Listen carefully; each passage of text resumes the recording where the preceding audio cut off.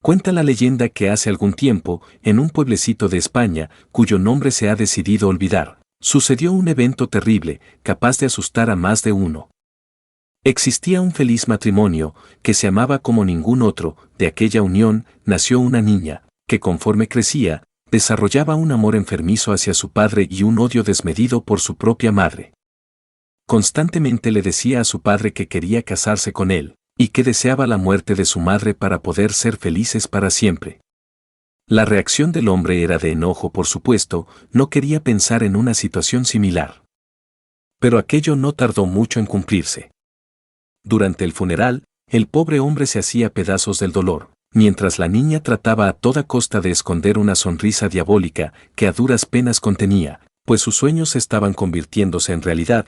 Parecía haber hecho un pacto con el Señor de las Tinieblas. ¿Cómo es posible tanta maldad en una niña tan pequeña? Al pasar de los días, el hombre se sumía en una profunda depresión, pero no podía evitar notar que su pequeña mostraba total entereza ante el hecho, animándoles en todo momento. Sin saber que en realidad el buen ánimo de su hija se debía a saber que su madre ya no estaba.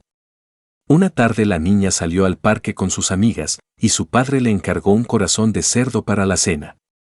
Pero cuando terminó de jugar la carnicería estaba cerrada, así que tuvo la macabra idea de profanar la tumba de su madre y arrancarle el corazón. Así tampoco dudó en comerlo durante la cena junto a su padre. Cuando se encontraba en su cama, la niña empezó a escuchar un susurro, una tenue y familiar voz. Parecía ir adentrándose en la casa, hasta el punto en que la niña alcanzó a escuchar: «Hija, devuélveme el corazón que me has robado». Junto a esta frase las escaleras crujían, unos pasos se aproximaban a la entrada, la perilla giraba lentamente hasta que la puerta se abrió. El espectro de la madre entró en la habitación, extendiendo su dedo acusador hasta el corazón de la pequeña, que junto a un último suspiro de horror, dejó de latir, murió de puro pavor. Desde entonces se ha visto vagar al espíritu de la mujer sin corazón. Algunos dicen que atacando niñas para saciar su sed de venganza. Otros dicen que simplemente llora por el amor perdido, y así seguirá por toda una eternidad.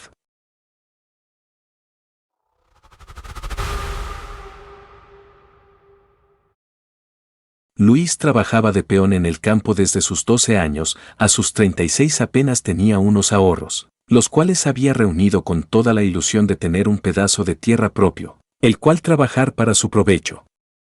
Se presentó la oportunidad, un terreno de muy buen precio se había puesto a la venta en el rancho vecino. Aún no tenía lo suficiente, pero el terreno era demasiado grande y bueno, así que lo habló con 3 de sus compadres. Todos estuvieron muy ilusionados, porque la oportunidad era única, alcanzaba para dividirlo en 4 sin problemas y cada quien se llevaría buen pedazo sin gastar demasiado.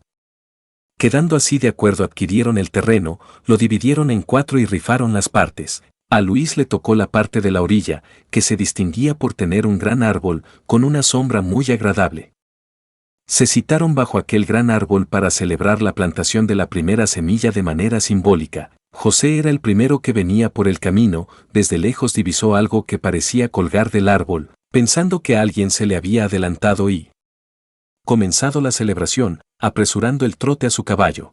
Se acercó solo para darse cuenta que lo que pendía del árbol era un hombre, colgado. No pudo reconocerlo, pero se dice que aparecía ahí todos los días y por más que los compadres intentaron deshacerse del árbol cortándolo de diferentes maneras, este aparecía al siguiente día sin un rasguño y con el hombre colgando en su tronco.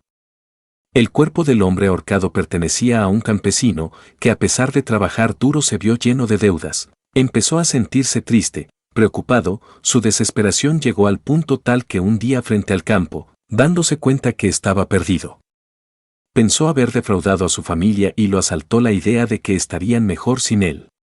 Tomó la cuerda de su caballo y se colgó en el tronco del árbol. Tiempo después, cuando algunas personas pasaban frente al árbol, decían ver al fantasma del campesino ahorcado. Quienes se atrevieron a acercarse al fantasma, escucharon sus gemidos y vieron gotear sus lágrimas.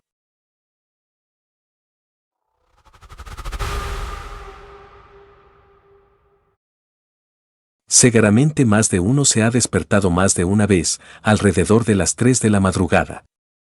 A ciertas personas les sucede más seguido de lo que quisieran, y lo relacionan con insomnio, pero, Esto es algo aún más serio, se trata de la hora del demonio. Pues este maléfico ser que siempre ha buscado la manera de oponerse a Dios, encontró el momento preciso de burlarse de sus símbolos, pero a la vez, imitarlos.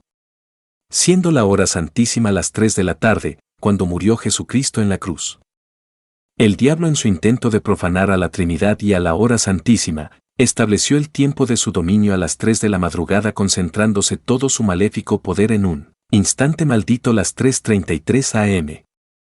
De aquí que las brujas organicen sus aquelarres y conjuros a las 3:33 am. Y que mucha gente se despierte inquieta y un poco temerosa, sintiendo un ambiente extraño alrededor, producto de la presencia de la oscuridad.